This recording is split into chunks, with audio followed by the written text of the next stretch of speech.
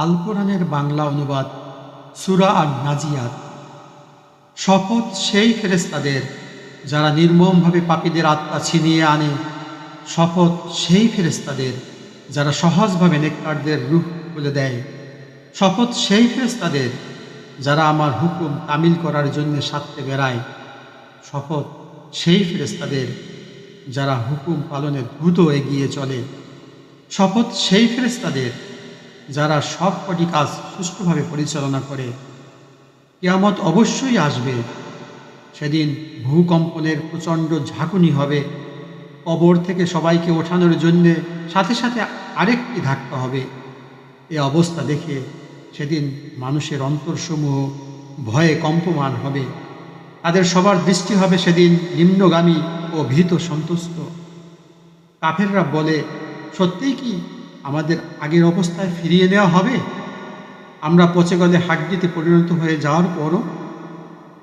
তারা এও বলেছে, যদি আমাদের আগের জীবনে ফিরিয়ে নেওয়া হয় তাহলে সেটা তো হবে খুবই লোকসানের বিষয়। অবশ্যই তা হবে বড় ধরনের একটি গর্জন। এ গর্জন শেষ না হতেই দেখা যাবে তারা কবর থেকে উঠে জমিনের উপর সমবেত হয়ে গেছে।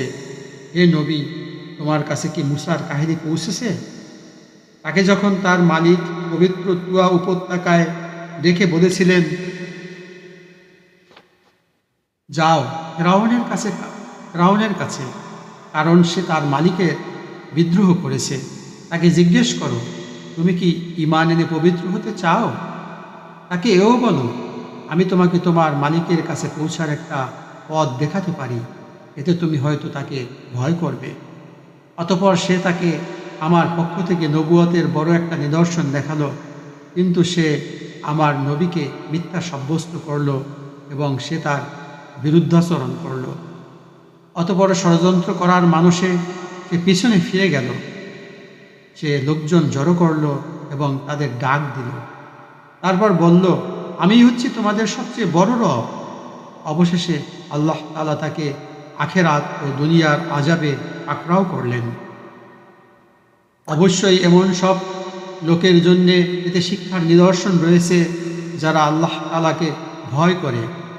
তোমরা বলো, তোমাদের দ্বিতীয়বার সৃষ্টি করা কি বেশি কঠিন, না আকাশ সৃষ্টি করা বেশি কঠিন? আল্লাহ তাআলা তা বানিয়েছেন।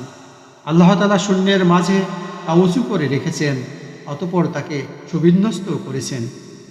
তিনি রাতকে অন্ধকারের চাদর দিয়ে ঢেকে রেখেছেন, আবার তা থেকে আলো দিয়ে দিনকে বের করে এনেছেন। এরপর জমিনকে তিনি বিছানার মতো করে বিছিয়ে দিয়েছেন।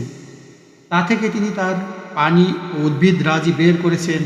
তিনি পাহাড়সমূহ জমিনের গায়ে পেরেকের মতো গেড়ে দিয়েছেন তোমাদের জন্যে এবং তোমাদের জন্তু জানোয়ারদের উপকারের জন্যে।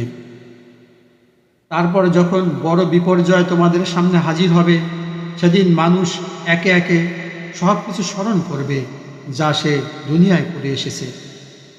সেদিন সে ব্যক্তি দেখতে পাবে তার জন্যে জাহান্নাম খুলে ধরা হবে।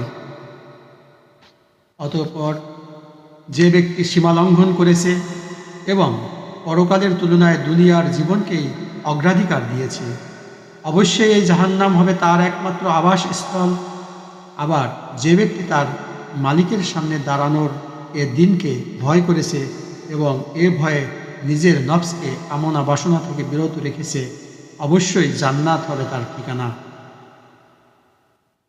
তারা তোমার কাছে জানতে চায় কিয়ামত কখন সংঘটিত হবে।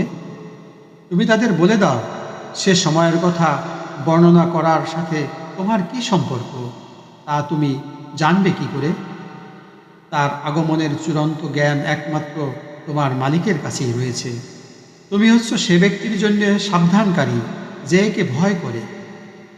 যেদিন এরা কিয়ামত দেখতে পাবে, সেদিন এদের মনে হবে তারা এক বিকাল অথবা এক সকাল পরিমাণ সময় দুনিয়ায় অতিবাহিত করে এসেছে।